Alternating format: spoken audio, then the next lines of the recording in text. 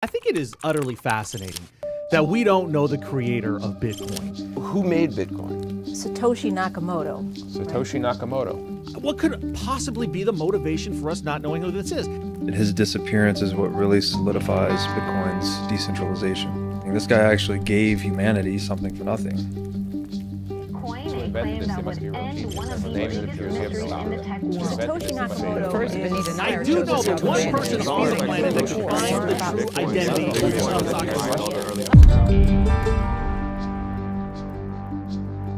Satoshi opened a portal into cyberspace.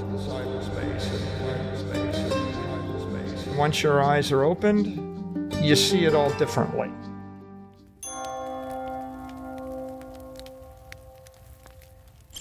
Money has not generally been regarded as having anything to do with journeys into the non-material realm of the spirit. It is generally believed to belong to the material world. It can buy certain things, but it cannot buy friendship, love, intelligence, or the answers to deep and eternal questions about the mysteries of the universe.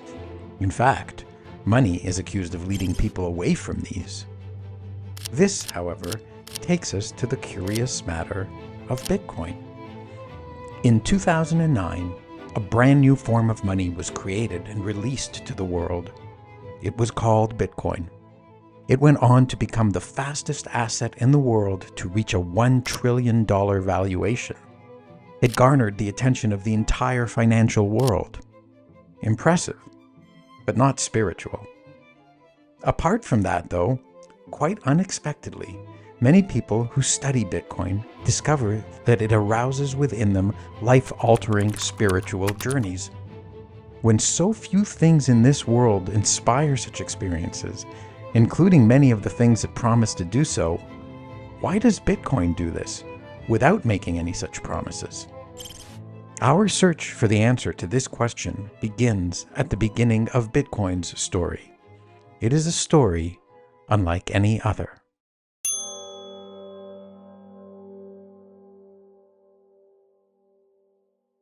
The true origin story of Bitcoin's appearance in the world is one of the most fascinating mysteries ever told. Yet these events all took place in the 21st century, a time when everything is recorded and can be recalled, investigated, and verified. So it is true, verifiably. And the story goes like this. The year is 2008. An epic worldwide financial crisis threatens to destroy the entire global economy. It is known as the Great Financial Crisis. The world's governments and banks are unable to prevent it. At best, they manage to postpone the consequences, but worsen them in the process. Mass destruction looms in the air. Against this backdrop, seemingly out of nowhere, a mysterious figure appears. He calls himself Satoshi Nakamoto, but we never see his face, and we never hear his voice, because there is no actual individual named Satoshi Nakamoto. Satoshi Nakamoto is a disguise, an online persona. The real person behind this identity is able to keep his actual identity secret, just like superheroes in the comics. Nobody asked for him to appear or to provide any help. Nobody knew he existed. Nobody knows his true identity. Yet, out of nowhere, he shows up, and he brings with him an invention which he calls Bitcoin. He explains this invention's workings in a short, flawlessly written document. In this paper, he also presents a solution to a problem that mathematicians and computer scientists claimed could not be solved. They had proven that it could not be solved. Yet, despite the theoretical impossibility of solving this problem, Nakamoto provides a solution that does work in practice, and it is an essential part of how his invention functions. The invention itself works as a new form of money, unlike any that came before it. It is an intangible, yet incorruptible money, ruled by no person, no institution, no company, and no government. It is rules without any rulers. For a couple of years, The mysterious Satoshi maintains the system, evangelizes the idea, and finds volunteers to run and tweak it alongside him. And then, poof, quietly, he simply disappears. It's an exit with no fanfare, not even an announcement. He merely leaves, sending a final email to one developer saying he has moved on to other things and that Bitcoin is in good hands. He is never heard from again. What becomes of this invention, then? Abandoned by its creator, is it now doomed? Hardly. Despite having no leader, no employees, no funding, and no marketing, Bitcoin roars to life and spreads throughout the world. It is not a democracy. It is not a corporation. It is not a charity. Its fundamental rules cannot be altered by anyone. It is an invention unlike any that ever came before it. As such, it is indescribable with existing words. New ones need to be created to attempt to explain it. And its creation is itself hard to describe. Nobody can quite explain how in one single act, Satoshi was able to simultaneously address the unsolvable mathematical problem and build a system that could run itself without requiring regular maintenance. Bitcoin can, and in fact does, run itself. Moreover, the system is accessible to every single human being on Earth. Nobody needs to go through a sign-up process to use it, and nobody can prevent anybody else from using it. And the system itself cannot be stopped. Even the most powerful governments in the world are powerless to stop it. It is a system engineered to essentially last forever. Its design can accommodate running for billions of years without ever running out of storage space or exhausting user IDs or even requiring any significant upgrade. Its continued operation relies only on the eternal and unchanging laws of math and physics.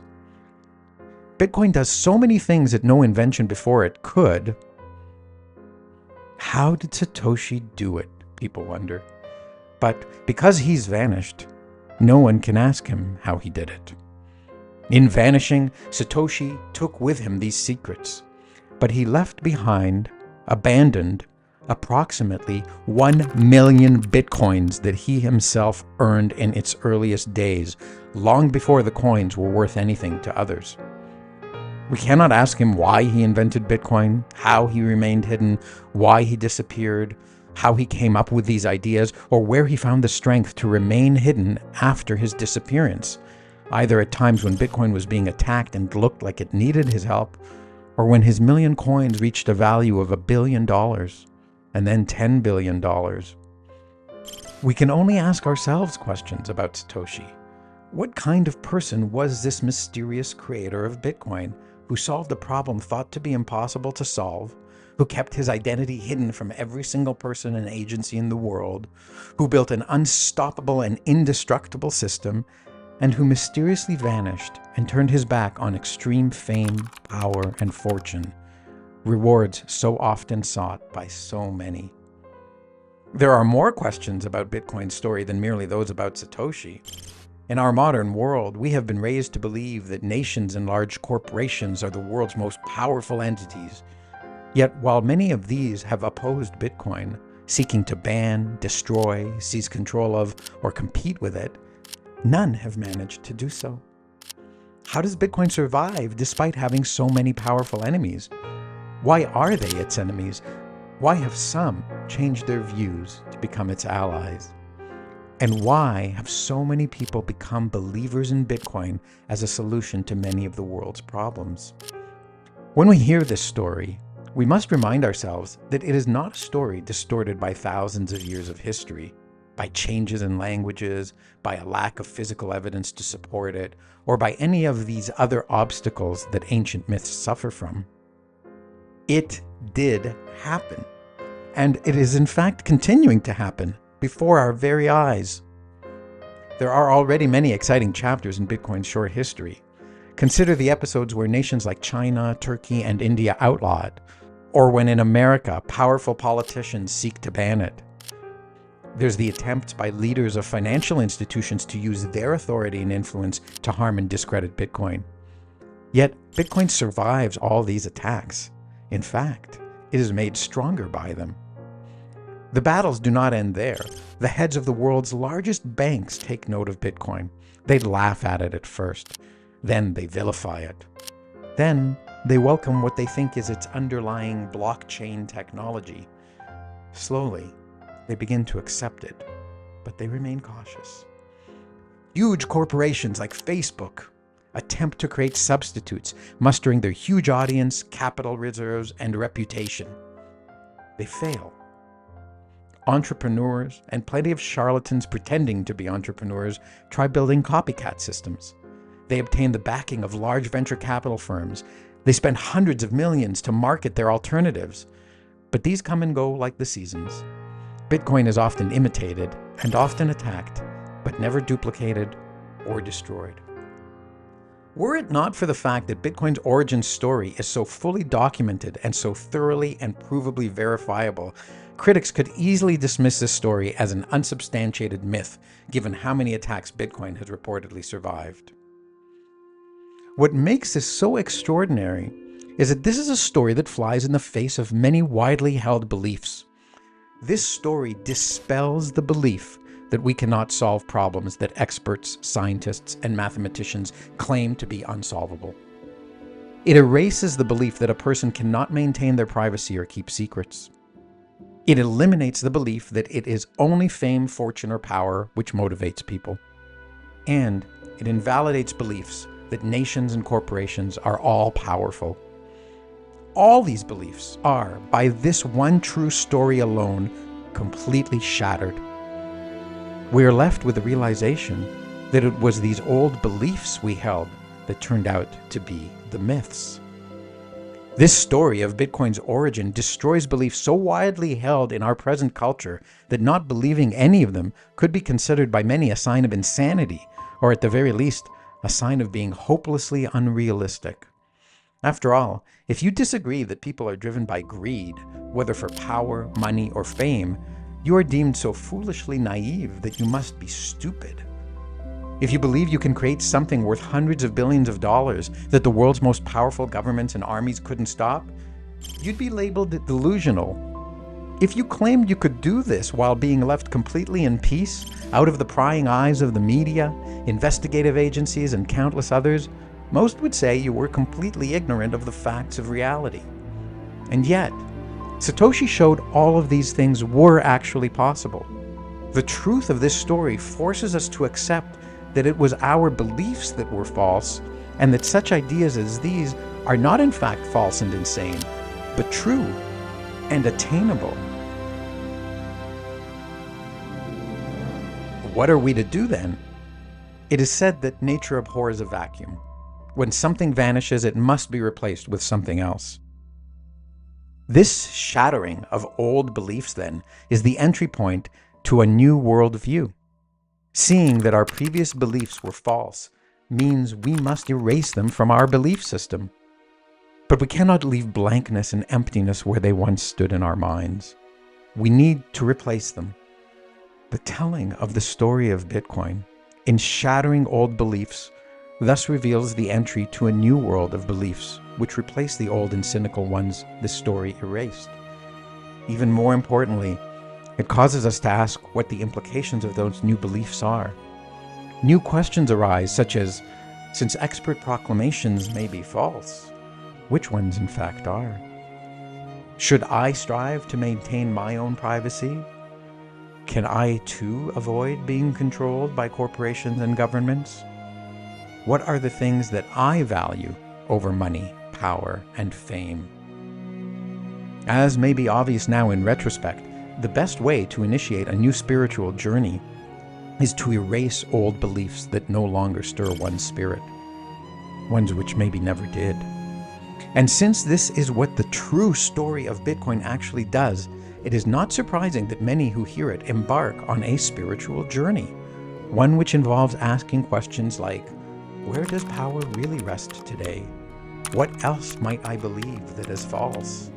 What might I be able to accomplish that I thought was impossible? What might others be able to accomplish that we have been told was impossible? What might actually be possible? And how might the world be different if we do these things? Entering this rabbit hole, as it is known, now freed of those previous constraining beliefs and assumptions, is the moment of spiritual awakening for many. Satoshi's story, being a true story of hope rather than a mere fictional one, rids many people of the idea that hope is just wishful thinking limited to the realm of fiction. It shows unequivocally and provably that extraordinary feats can be achieved even by a single individual.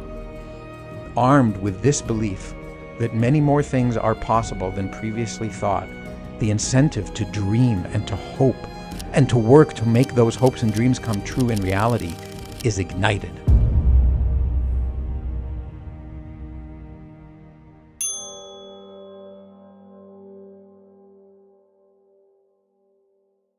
Exploring Bitcoin requires asking a simple-sounding question that turns out to be a very complicated one to answer. That simple question is, what exactly is money? Why must we ask this question? It turns out that another thing many of us took for granted as a belief was that money is something our nation's governments say is money. But Bitcoin shows up and says, no, this isn't true. Something else is money. I, Bitcoin, claim to be money. I claim the thing you believe is money is in fact not money. I claim it is merely pretending to be money. I claim that its pretense is the cause of many of society's troubles. I claim I can fix those troubles. Had we not already had our other beliefs shattered by the story of Bitcoin's creation, we would simply tell Bitcoin, go away and take with you your crazy claims. But instead, we are now curious to understand what is at the heart of this claim. And as we pull on the thread of that question a little bit, a lot comes unraveling very quickly. One thing that is clear about Bitcoin is that it is a claim to being money which is not issued and not controlled by governments. Previously, we mostly believed that money had to be issued and controlled by government. It has been this way for all of us for our whole life, after all. But Bitcoin doesn't stop at declaring that it is only governments that are not an essential part of money. It also claims to be money not issued or controlled by anyone at all. No banks issue it or control it. No regulators, no corporations, no charismatic leaders, nobody. Bitcoin asks us to separate the idea of money from the institutions and people that have come to control money. In today's world, these happen to be governments, central banks, financial insiders, powerful multinational corporations, militaries, and other hugely powerful institutions. Bitcoin, if it is money separated from all human control. Bitcoin allows us for the first time ever in our lives to look at the idea of money purely as money, separated from any contaminating influences and control. It cuts away the external and distorting influences upon money from the thing that money itself is. It allows us to look at money alone, in isolation, in its purest form. Purified money. This is true whether or not we come to believe or accept that Bitcoin is purified money, because in just making this claim, Bitcoin causes us to ask, what is purified money when it is separated from the controlling influence of others? Some of us discover that money itself, which we previously thought of as an integral part of a system corrupted by many forms of wickedness, greed, injustice, and unfairness, turns out to have nothing to do with any of those things. We find that money is good, and that it is as much a victim of that corrupted system as we are. We learn that purified money is simply a way for us to deal peacefully with each other through mutual agreement. It simply lets us trade something we have, like our possessions, our skills, or our time, with other people in exchange for something they have, money. And that we can then use our money to trade for something someone else has, their possessions, their skills, their time, without force, without violence, without lies, without someone else taking a cut, without someone else telling us whether we're permitted to. Pure money is the enabler of peaceful dealings between free people.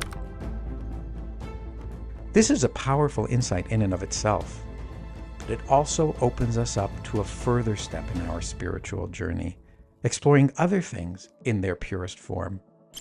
Seeing that one thing, money, which we thought was necessarily part of an evil, guilty, or imperfect institution, turned out to in fact be innocent and good when stripped of contaminants, makes many of us wonder if the same could be true of other things, especially other things that are wrapped up tightly in complicated institutions with questionable motives. We are freed to ask, what if I separate some other idea from the institutions now in control of it?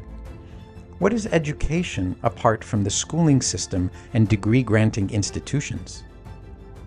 What is healthcare apart from the medical establishment and pharmaceutical industry? What is morality when stripped of authorities claiming a monopoly on it?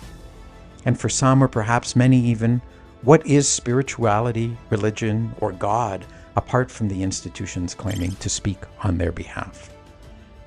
And as we begin to explore those questions, it turns out that for many of us, the source of much of our concerns, our anger, our hatred, or our frustrations with these and other topics is not actually related to the core or pure idea. Instead, it is the institutions that have wrapped themselves around the idea that have tainted it. So for those of us who rejected the moral, spiritual, and religious realm because of our dislike or mistrusts of its earthly institutions, Bitcoin now provides us with a template for asking and learning about that thing purified, extricated from these contaminants. And if we do, then so begins another journey, or several, framed similarly to our first question that Bitcoin made us ask of what actually is money. We now ask, what actually is learning? What actually is being healthy? What actually are purpose, morality, and spirit? Isn't it remarkable that asking the simple question, what actually is money, begins, for many, a journey whose path might lead to asking a question like, what actually is God? And then going down that path.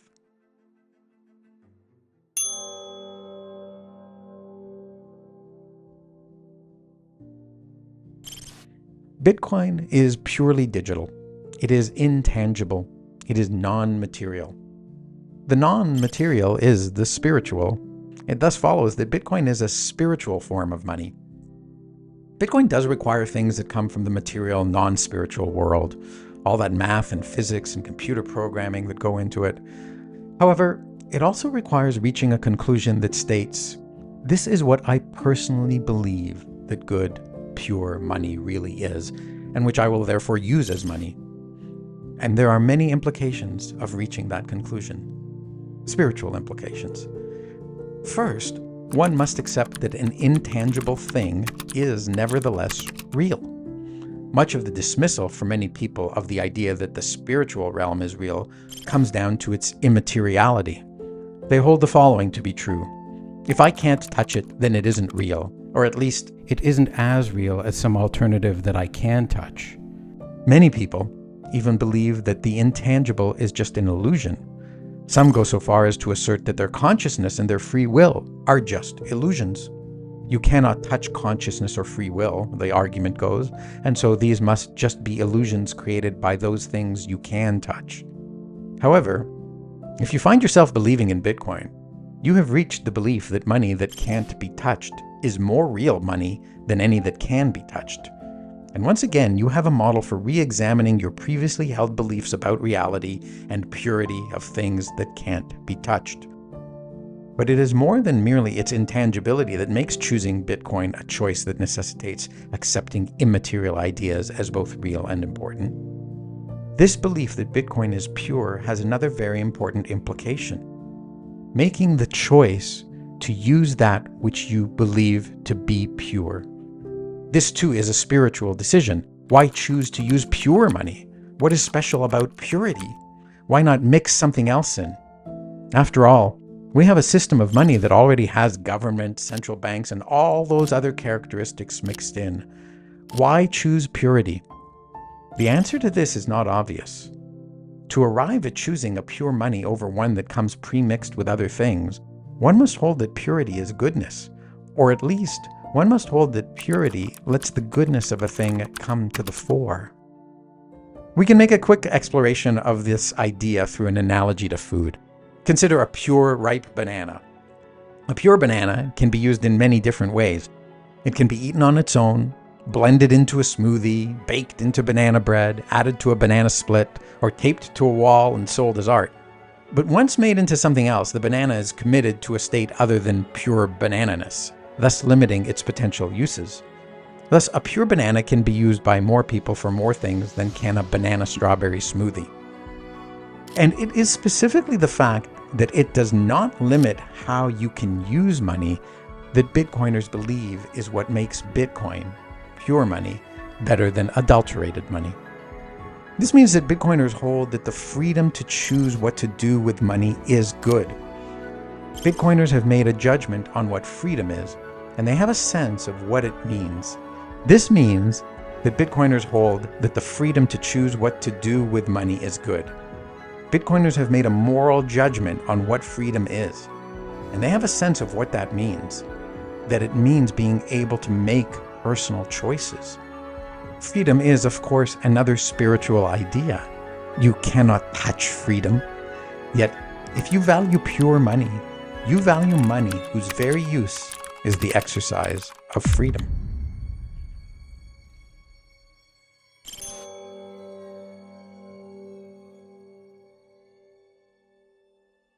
A spiritual journey almost always entails asking the question, what are the most important matters? That often turns our attention to morals and values. A moral action is something that someone considers acceptable behavior. An immoral action is an unacceptable one. A value, on the other hand, is something that someone values or appreciates. If you don't like bananas, you don't value them, but you probably wouldn't describe them as immoral. You might, however, view as immoral someone who goes into the grocery store and begins smashing all the bananas, even if you don't value bananas yourself. The journey into exploring Bitcoin causes one to ask many times along the path, is Bitcoin offering something here that I find valuable and moral? It makes one look into one's own spirit to verify what it is that one finds moral and valuable. It is worth emphasizing here that Bitcoin does not say, choose me for I am good. It merely says, here I am as I am. Judge me for yourself. Choose for yourself. If you judge me good, use me. If you do not, don't. You do not use Bitcoin because someone made you do it, or because Bitcoin forced you to use it. You use it because you, based on your values and your morals, choose to use it. Let's take a closer look at what this means. One early lesson along the Bitcoin learning journey is the realization that nobody can ever change certain things about Bitcoin, and that this means that never in the future will certain actions be taken, including actions that are taken all the time in our current money system. One example of such an action would be some authority creating more money in an emergency in an attempt to fix an economic crisis. When they arrive at this reality about Bitcoin, that it cannot be changed, a student of Bitcoin must then ask themselves, well, is this a good thing or a bad thing? Or perhaps it is not good or bad, but just a value choice, like liking bananas or not liking them. Thus, we see that it is impossible to evaluate Bitcoin and reach a judgment about it without putting it through a lens of values and morals. There is no evading this question and choosing Bitcoin without considering this fact. Many people, when they come to this exact question, begin asking it of many other people to see what they may think and why. It begins a new dialogue about what is valuable and moral. These discussions represent re-examinations, or in some cases, examinations for the very first time, of what we each consider moral and valuable. So studying Bitcoin turns out to be not a mere study of the nature of money, of economics, of math, or computers. It turns out to be a study of one's own values and morals. And what are your values and morals, if not deep parts of your very soul? Yes, studying Bitcoin not only initiates a spiritual journey involving the study of purity and goodness in money, or the purity and goodness of education, healthcare, or other commonplace services, it also sends one on a journey of exploring what lies in their own evaluations of what is good and what is valuable, according to one's own soul. Some people may, after studying it, reject Bitcoin. If they do reject it, it will not be because the math or programming doesn't check out. If they reject it, it will be because they have looked inside their own spirit and deemed Bitcoin's offerings immoral or without value. And indeed, that is the claim that some people make. However, if you accept Bitcoin, you will also not likely do so just because the math and the programming check out. I don't know a single Bitcoiner who draws the line here.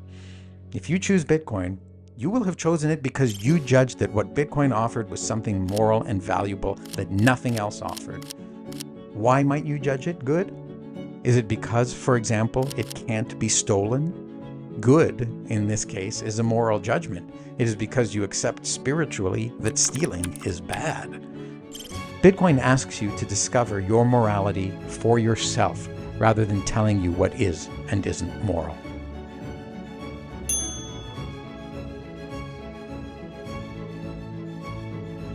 There are many other aspects of the study of Bitcoin that direct its students to spiritual considerations, questions, discussions, and oftentimes even answers. But they will not all be explored, for our time here is nearly finished. I will, however, leave you with a new interpretation of part of the amazing myth of Satoshi Nakamoto that you may now appreciate. Satoshi gave the earth Bitcoin. He watched over it until it needed no father or leader, and then he set it free by disappearing forever. When he did so, he left behind a treasure of approximately 1 million Bitcoins. He left them out in plain sight. Everyone can see them. Every Bitcoin is visible to every person in the world who looks at its public record, commonly known as its blockchain. The value of these coins grows colossally as the value of Bitcoin does. It is the biggest pile of Bitcoin in the world that belongs to any one entity, and it will almost certainly remain the biggest forever. If Bitcoin becomes all the money in the world, it will be the largest pile of money in the world. Yet nobody can take any of it. It is in plain sight, yet it is untouchable. You can imagine then the lust and the greed that this pile of money sitting in plain sight will incite in those who long for wealth or fame or power. It will drive them mad with lust and greed. They will spend many hours, days, or even years trying to figure out how to get their hands on some or all of it. It is a loud siren declaring to those who hunger for power, "Here lies Satoshi's legendary treasure. Take it if you can."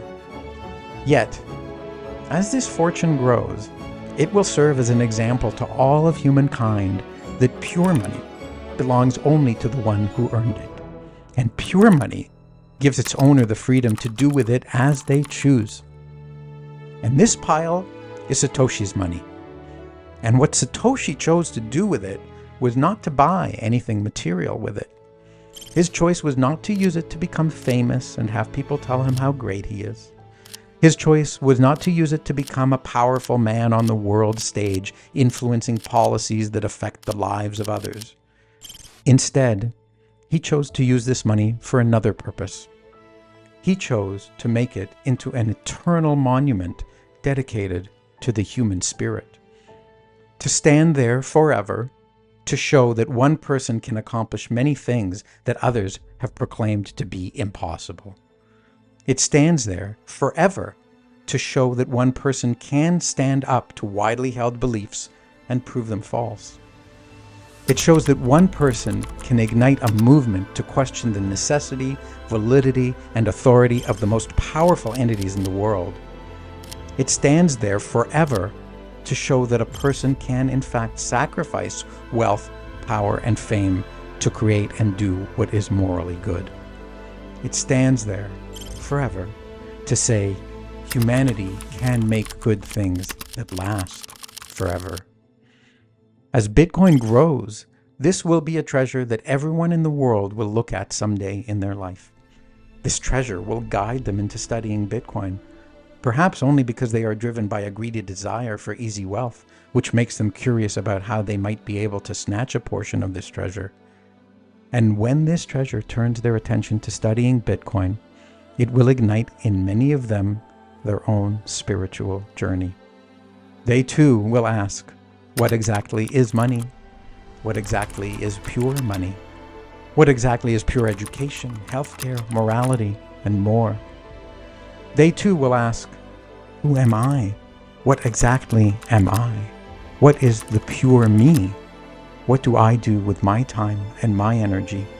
This treasure will send them on a journey that leads them to knowing truly for themselves what it is they personally judge to be valuable, what they judge to be good, and what they choose to do with their life, because it will take them closer to knowing who they purely are. And so, the lesson to be learned by anyone who looks upon Satoshi's coins, whether it is with mere curiosity, or with greed, or with awe, is actually this: do not waste your time reaching for this pile of money, for if you do, you will waste your precious time on earth. This money is not yours, and does not belong to the pure you. This money is not, in fact, the real treasure of Satoshi Nakamoto. This is merely an incorruptible monument paying tribute to the real treasure. The true legendary treasure of Satoshi Nakamoto, however, is actually available to you. And it is available to everyone. It is available at no monetary cost. The true legendary treasure of Satoshi Nakamoto is the discoveries you will arrive at on your personal spiritual journey of finding out what is true, what is pure, who you are, and what you will do with your precious time because you judge it valuable and good. It is discovering the incalculable treasure that is the pure, authentic, uncontaminated you. A treasure more rare and precious than any other that will ever exist.